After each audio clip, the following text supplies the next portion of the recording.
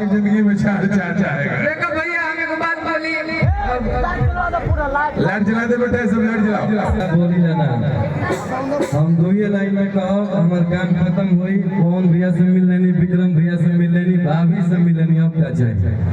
लेकिन हम दो लाइन हमू कहो, हमारो बड़ा सुनत मन करता है कि दो लाइन हम जरूर जरूर सेंटर में आके मेरे भाई अभी बिहार से 1600 ग्राम के विनर हुए हैं। भाई के स्वागत में जोरदार ताली बजाइए।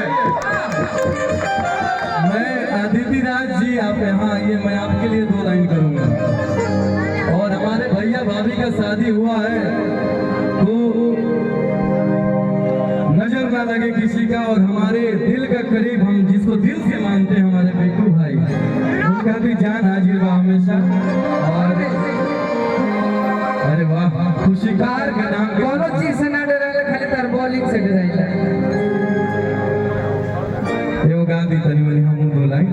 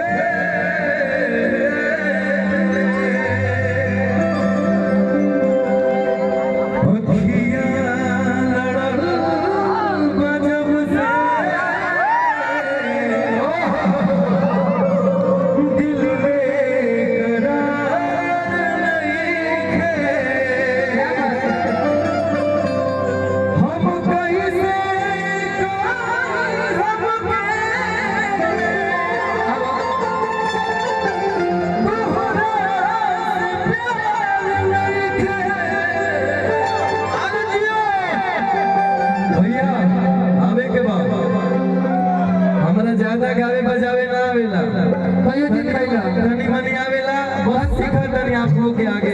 राहुल भैया 1 मिनट। हरे अखिया लड़ल बजब से दिल में करार नहीं थे। आवे के बाद हमारे कौन भैया जिनसे हर कलाकार के लाइफ में एक भगवान सा है, और हर कलाकार के जिंदगी में एक भगवान सा है। आपका और विक्रम भैया के लिए एक जोरदार ताली हो जाए भैया से। जैसे कि आप लोग के जितना भी तारीफ करी जाए सब दमनी के नहीं थे, लेकिन कहे के बाद हो जिए हो बिहार के लाला, अरे जिए के हजारा, अरे जिए के भोले बाबा, तू हजार साला, अरे जिए के हजार। बिहार के मिट्टी से बानी जा, आज हमें सौभाग्य बार कि सब कलाकार हमारे फोन भैया के बीच में बनी जा। तो राहुल भैया हम बीच में आपको रोक रहे हैं, सॉरी बात करिएगा। मेरे गुरु आ गए हैं आरएफ पंकज भैया, इनके चलते हम क्या बहुत लोग गा रहे हैं। और कीर्तन तनी नाची तनी गाई तनी नाची गाई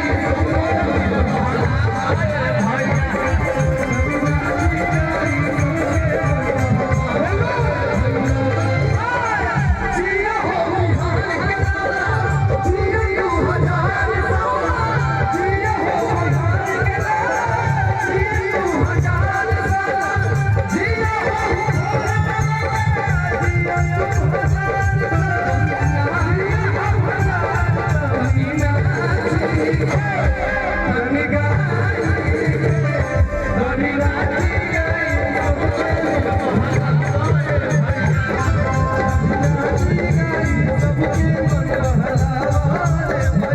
लेकिन जब हमारा बताई भैया हमरा बहुत लोग कहले कि बिल्कुल के गावे ना आवेला, लालू ना तो